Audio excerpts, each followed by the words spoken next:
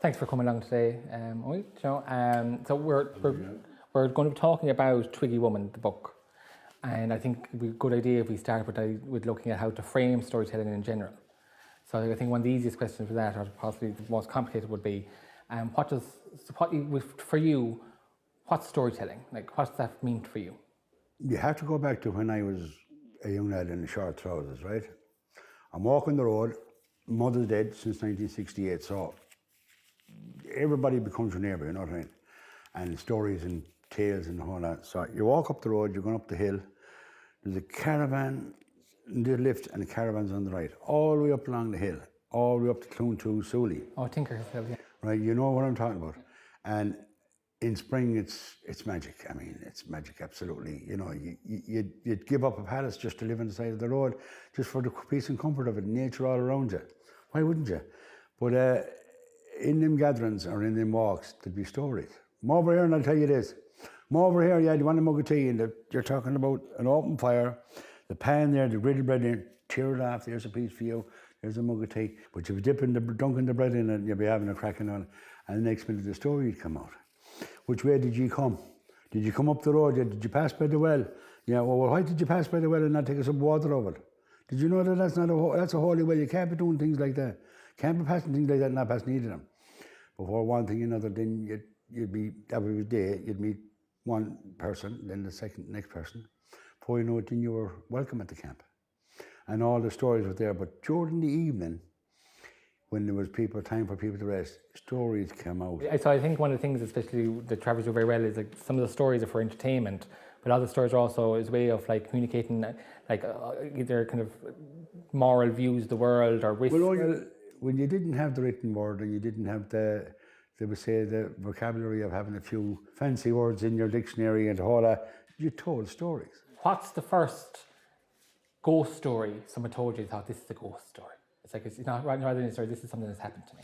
You can remember. The first ghost story that frightened the crap out of us was we were adventurers, young lads, right? I mean, you're talking about a squad of young lads now, sticks and jars were going off. We were looking for jarrogs, you know, and coyotes and small, tiny fish. You could trade the redbreast for a couple of others. A redbreast was like a currency, wasn't it?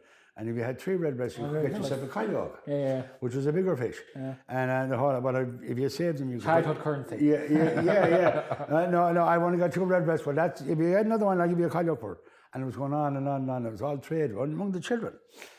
But a story came out one night about the Oein Bridge, about the horrors that waited underneath it. And these horrors only came out at night. Now, in order to prove that the story was horror, he said, if you went in under the Oein Bridge at so-and-so time during the day, you'll see that right across the middle of it, the arch under the bridge, there's a black spot. But then there's a splash. He said, that's where a fella's head, he said, was stuck through it. He said, all the way through it. He said, he was smothered it to the roof of the bridge. I said, you're kidding. We're only young lads, but we all decided during the day, the whole stream of us, an army of us went in under to look up to see it, right? And the whole stories were talked about now. It's okay when you're in under the Oein and you're talking about the stream of waters running in and the fish running through it, no shoes at all. No, that one must last that time. It would be, you were able to walk, you had safety. But as soon as you'd see the smither on the thing, you'd tell yourself, well, there's a bit of truth in this, like, but it stopped us from going up further come the darkness, because when we came to the Oein Bridge, that's as far as we went. Yeah. We didn't go no further because of the horrors that was in under the bridge. And that's what kept us, in other words, it kept us from rambling. You know, it kept us from rambling and kept us in the whole. But that was it. That was the Oein Bridge. That was the first horror story ever. And now and again, I think when we were there, you're talking about the campfire up the road, you're talking about the camp. Now, it didn't have a lamp up, it only had the campfire. But at times, when the lamp was up, you had a bit of light coming to the Oein. So you'd venture as far as it. But never did we ever, I mean, say about 10, 12 or so, you'd venture up past it. Thanks very much, in a very real way, for actually sharing the conversation. And I'm delighted to be in such good standing. Learned a lot about myself.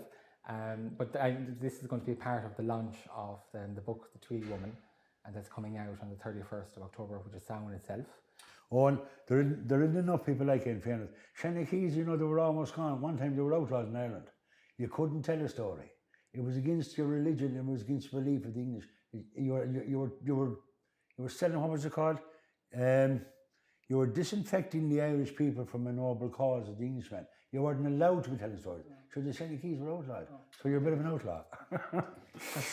Listen, I've enjoyed it. I've enjoyed this. And I very much appreciate for Molly kind of giving us the space, and for SkeinPress having participated in us. And yeah, so thank you very much.